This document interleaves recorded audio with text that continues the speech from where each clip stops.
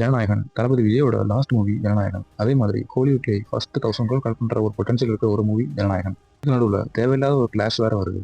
ஆகாஷ் பாஸ்கரன் ஒரு ட்வீட் போட்டிருக்காரு this Pongal, Parasakthi versus Jananayagan.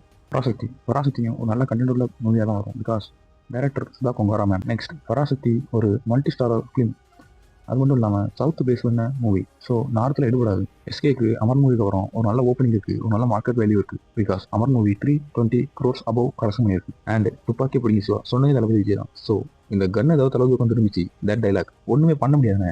இதுக்கு நடுவில் குறுக்கல்ல கௌசிக் வந்தான்னு சொல்ற மாதிரி பிரசாந்த் நீலோட ஒரு மூவி 9th January தான் வருது. Hero junior NTR movie. மீண்டுமா ஏற்கனவே பிரசாந்த் நீல் ஒரு சம்பவம் மட்டும் தான் போனாரு, கேஜிஎஃப் வர்சஸ் பீஸ்ட். என்ன நண்பா எல்லாருக்கும் ஞாபகம் இருக்கா? ஜனநாயகன் ஒரு பொலிட்டிக்கல் பேஸ்டு மூவின்னு சொல்றாங்க. ஹெச் வினோத் ஆல்சோ இப்படிதான் எடுத்துட்டு இருக்காராம். இது தளபதி விஜயோட லாஸ்ட் மூவி ஒரே காரணனால ரீவாட்ச் பண்ணுவாங்க எல்லாரும்.